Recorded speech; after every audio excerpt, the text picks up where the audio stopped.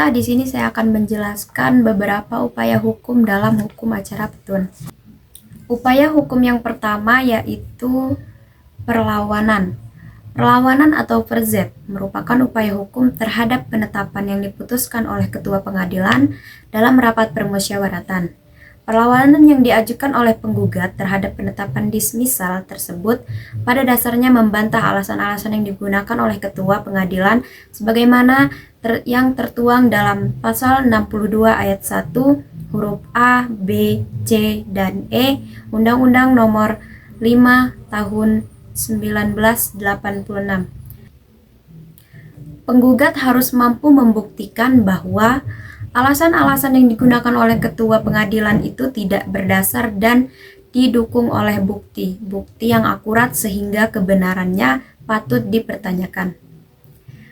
Tenggang waktu mengajukan gugatan menurut pasal 62 ayat 3 Undang-Undang Nomor 5 Tahun 1986 adalah 14 hari sejak penetapan tersebut dikeluarkan oleh ketua pengadilan sebagaimana tersebut di atas. Perlawanan diperiksa dan diputus oleh pengadilan dengan acara singkat. Dalam hal perlawanan dibenarkan oleh pengadilan, maka penetapan ketua pengadilan tersebut di atas menjadi gugur demi hukum dan pokok gugatan akan diperiksa, diputus dan diselesaikan secara acara biasa. Sebaliknya, apabila perlawanan ditolak, maka penetapan hakim yang diputuskan dalam rapat permusyawaratan itu menjadi tetap berlaku. Dengan demikian, gugatan tetap dinyatakan tidak dapat diterima atau tidak berdasar putusan yang ditetapkan atas dasar perlawanan tersebut. Penetapan rapat permusyawaratan ini menurut pasal 62 ayat 6 Undang-Undang Petun tidak dapat digunakan upaya hukum baik yang berupa banding maupun kasasi. Upaya hukum yang kedua yaitu banding. Dalam pasal 122 Undang-Undang Nomor 5 Tahun 1986 disebutkan bahwa terhadap putusan petun dapat dimintakan pemeriksaan banding oleh penggugat atau tergugat kepada Pengadilan Tinggi Tata Usaha Negara. Dengan demikian, jelaslah bahwa hak untuk mengajukan banding terhadap putusan petun tidak hanya ada pada salah satu pihak, tetapi ada pada kedua belah pihak. Pasal ini memberikan keadilan yang sama kepada para pihak yang berperkara. Apabila upaya hukum banding ini hanya diberikan kepada salah satu pihak saja, maka sudah barang tentu jika pihak yang dikalahkan itu adalah pihak yang tidak diberi kesempatan untuk mengajukan upaya hukum banding akan sangat dirugikan, karena dapat saja putusan petun itu belum tentu diterimanya. Sedangkan tenggat waktu untuk mengajukan upaya hukum banding adalah 14 hari setelah putusan pengadilan itu diberitahukan kepadanya secara sah. Dalam pasal 123 ayat 1 Undang-Undang Nomor 5 Tahun 1986 disebutkan bahwa permohonan pemeriksaan banding diajukan secara tertulis oleh pemohon atau kuasanya yang khusus dikuasakan untuk itu kepada petun yang menjatuhkan putusan tersebut dalam tenggang waktu 14 hari setelah putusan pengadilan itu diberitahukan kepadanya secara sah. Dengan demikian, apabila sampai tenggang waktu tersebut berakhir, ternyata pihak yang dikalahkan tidak menggunakan haknya untuk mengajukan upaya hukum banding ini, maka pihak yang dikalahkan tersebut berarti telah menerima putusan hakim petun tersebut. Upaya hukum yang ketiga yaitu kasasi. Mengenai upaya hukum kasasi diatur dalam pasal 131 Undang-Undang Nomor 5 Tahun 1986 yang menyebutkan sebagai berikut. 1. Terhadap putusan tingkat terakhir, pengadilan dapat dimintakan pemeriksaan kasasi kepada Mahkamah Agung. Yang kedua, acara pemeriksaan kasasi dilakukan sebagaimana dimaksud dalam ayat 1 dilakukan menurut ketentuan sebagaimana dimaksud dalam pasal 55 ayat 1 Undang-Undang Nomor 14 Tahun 1985 tentang Mahkamah Agung. Undang-Undang Nomor 14 Tahun 1985 telah diubah sebanyak 2 kali, yaitu dengan Undang-Undang Nomor 5 Tahun 2004 dan selanjutnya dengan Undang-Undang Nomor 3 Tahun 2009. Adapun bunyi ketentuan pasal 55 ayat 1 UU MA tersebut adalah sebagai berikut. Pemeriksaan kasasi untuk perkara yang diputus oleh pengadilan di lingkungan peradilan agama atau yang diputus oleh pengadilan di lingkungan peradilan tata usaha negara dilakukan menurut ketentuan undang-undang ini. Tenggang waktu mengajukan upaya hukum kasasi tidak disebutkan dalam Undang-Undang Nomor 5 Tahun 1986, mengingat karena hal itu berdasarkan Pasal 131 Ayat 2 Undang-Undang Nomor 5 Tahun 1986 sebagaimana yang telah dikutipkan di atas yang menyebutkan bahwa acara pemeriksaan kasasi perkara tun mengacu atau berpedoman kepada Undang-Undang Nomor 14 Tahun 1985 tentang Mahkamah Agung. Dalam pasal 46 ayat 1 disebutkan bahwa tenggang waktu mengajukan kasasi adalah 14 hari. Sesudah putusan atau penetapan pengadilan yang dimaksudkan diberitahukan kepada pemohon. Permohonan kasasi disampaikan pemohon secara tertulis atau lisan melalui panitera pengadilan tingkat pertama yang telah memutuskan perkaranya. Apabila tenggang waktu itu dilampaui, maka pihak yang berperkara dianggap telah menerima putusan. Selambat-lambatnya dalam waktu 7 hari setelah permohonan kasasi terdaftar, panitera memberitahukan secara tertulis mengenai permohonan itu kepada pihak lawan. Dalam tenggang waktu 14 hari setelah permohonan dicatat dalam buku daftar, pemohon kasasi wajib menyampaikan memori kasasi yang memuat alasan-alasan permohonan kasasi. Panitera dalam tenggang waktu selambat-lambatnya 30 hari menyampaikan salinan memori kasasi itu kepada pihak lawan. Dalam tenggang waktu 14 hari sejak tanggal diterimanya salinan memori kasasi, maka pihak lawan harus sudah mengajukan surat jawaban terhadap memori kasasi kepada panitera dalam waktu selambat-lambatnya 30 hari setelah menerima memori kasasi dan jawaban terhadap memori kasasi. Panitera mengirimkan permohonan kasasi, memori kasasi, jawaban atas memori kasasi, beserta berkas perkaranya kepada Mahkamah Agung. Dalam Undang-Undang Nomor 14 Tahun 1985 disebutkan bahwa permohonan upaya hukum kasasi dapat diajukan dalam hal yang pertama, upaya hukum kasasi terhadap kasus tersebut belum pernah diajukan, atau dengan kata lain permohonan kasasi hanya dapat diajukan 1 kali. Yang kedua, permohonan pemeriksaan kasasi itu hanya dapat diajukan jika pemohon terhadap perkaranya telah menggunakan upaya hukum banding kecuali ditentukan lain oleh undang-undang. Yang ketiga, pihak yang dapat mengajukan upaya hukum kasasi adalah pihak yang berperkara atau wakilnya. Dengan demikian, pihak ketiga tidak dapat mengajukan kasasi. Yang keempat, demi kepentingan hukum Jaksa Agung, karena jabatannya dalam perkara yang diperiksa dan diputus oleh pengadilan tingkat pertama atau pengadilan tingkat banding dapat mengajukan permohonan kasasi. Sebagaimana yang telah disebutkan bahwa tidak semua putusan petun dapat dimintakan upaya hukum banding. Putusan-putusan petun yang tidak dapat dimintakan upaya hukum banding tersebut kiranya juga berlaku bagi upaya hukum kasasi. Upaya hukum yang terakhir yaitu peninjauan kembali. Undang-Undang Nomor 5 Tahun 1986 juga mengenal adanya upaya hukum peninjauan kembali sebagaimana yang diatur dalam pasal 132 yang menyebutkan sebagai berikut. 1. Terhadap putusan pengadilan yang telah memperoleh kekuatan hukum, tetap dapat diajukan permohonan peninjauan kembali kepada Mahkamah Agung. Yang kedua, acara pemeriksaan peninjauan kembali sebagaimana dimaksud dalam ayat 1 dilakukan menurut ketentuan sebagaimana dimaksud dalam pasal 77 ayat 1 Undang-Undang Nomor 14 Tahun 1985 tentang Mahkamah Agung.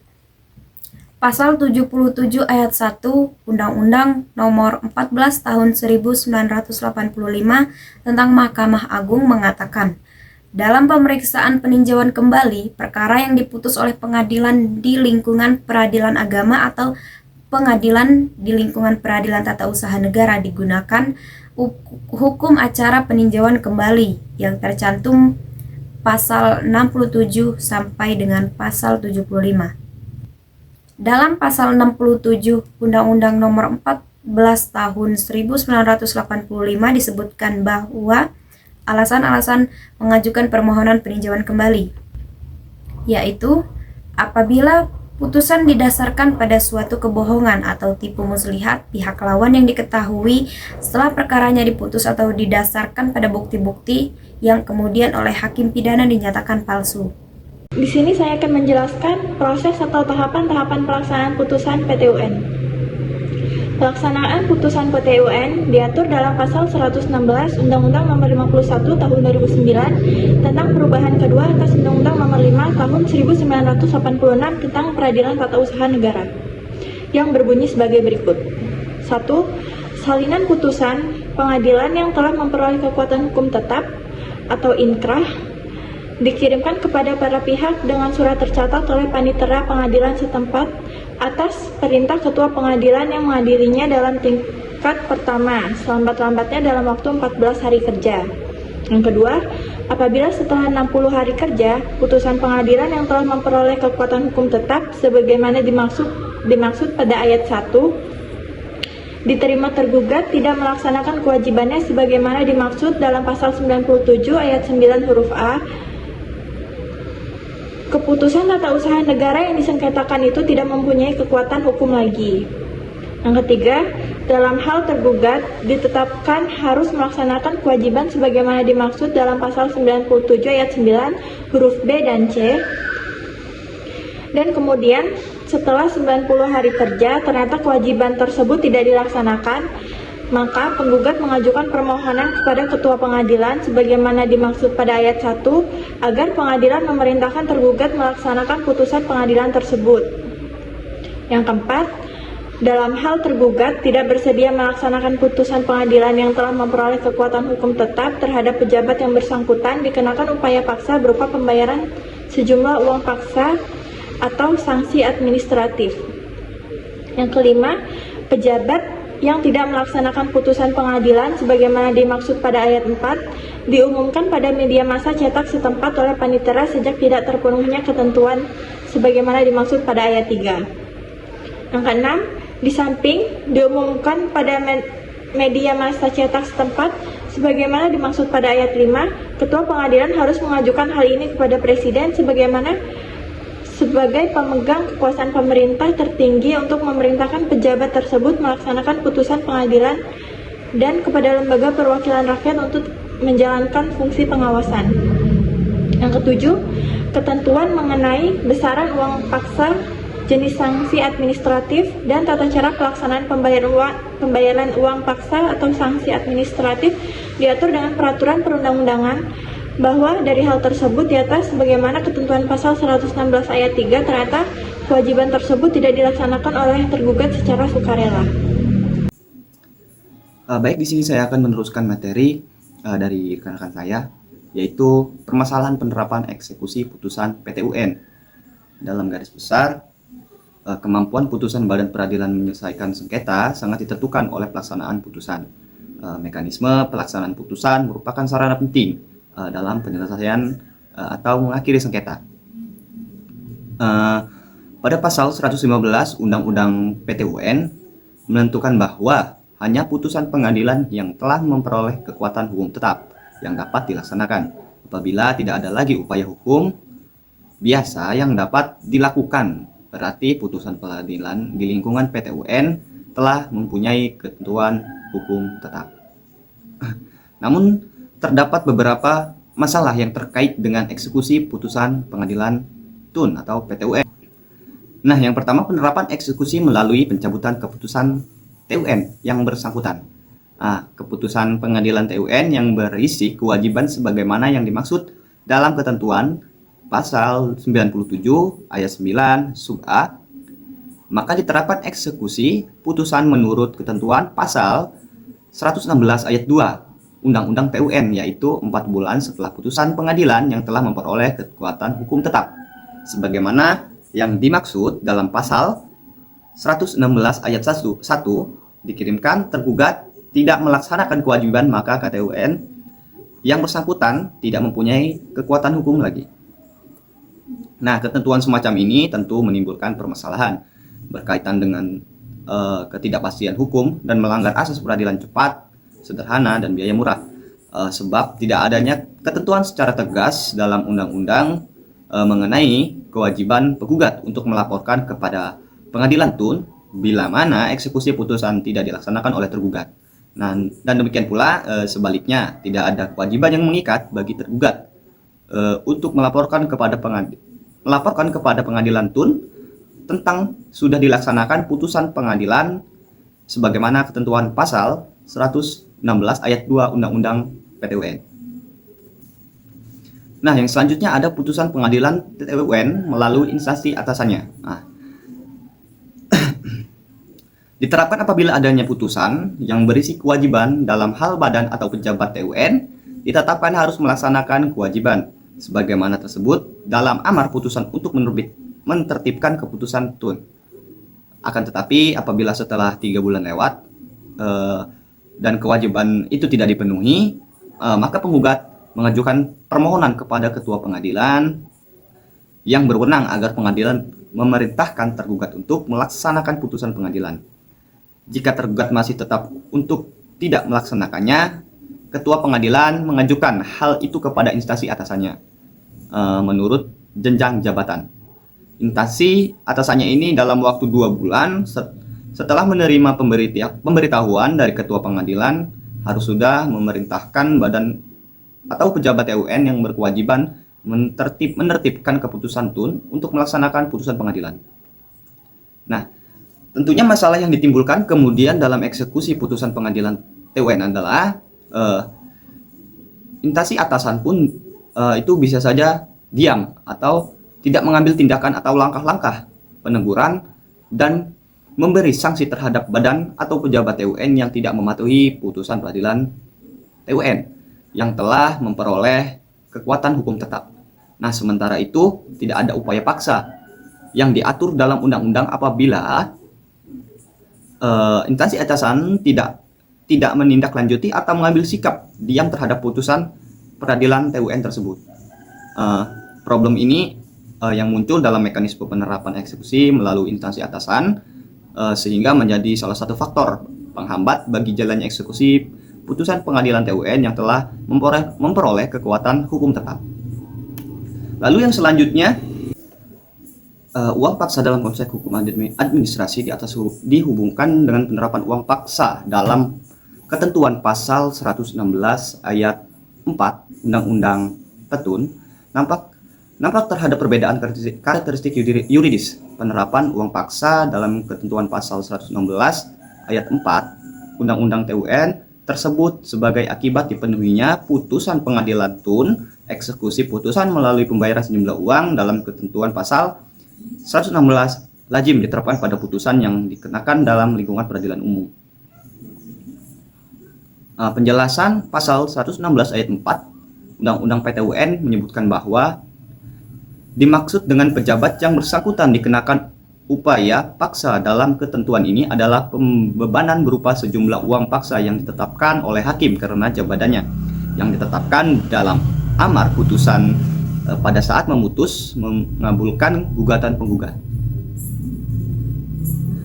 Nah, dari ketentuan tersebut dapat dikemukakan bahwa hakim pengadilan TUN menurut penjelasan pasal 116 mempunyai wewenang karena jabatan menetapkan dalam amar putusannya pembayaran sejumlah uang paksa terhadap pejabat TUN yang tidak mau mematuhi putusan pengadilan TUN.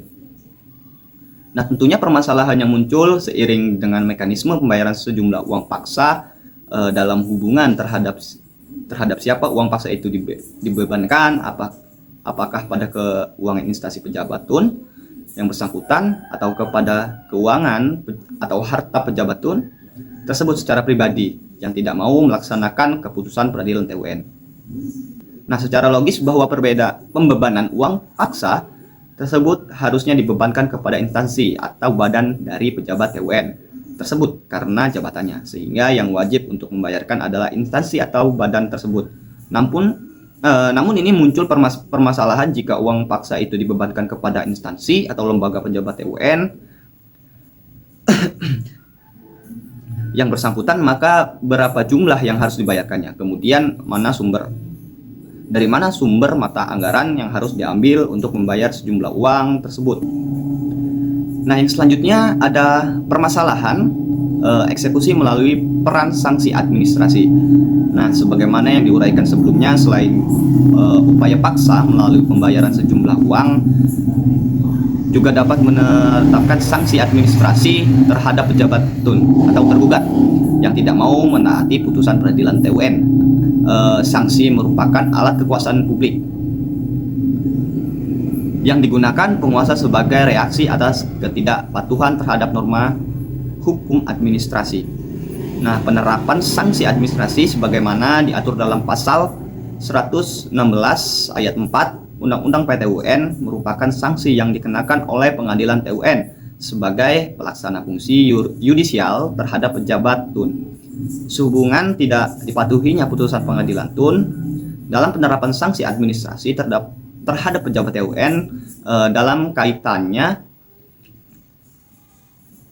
yang tidak ditaati masih menimbulkan permasalahan siapa pejabat yang dapat menjatuhkan sanksi administrasi terhadap pejabat yang tidak mentaati putusan pengadilan TUN, karena Undang-Undang PTUN tidak menjelaskan bagaimana mekanisme penerapan sanksi administrasi tersebut.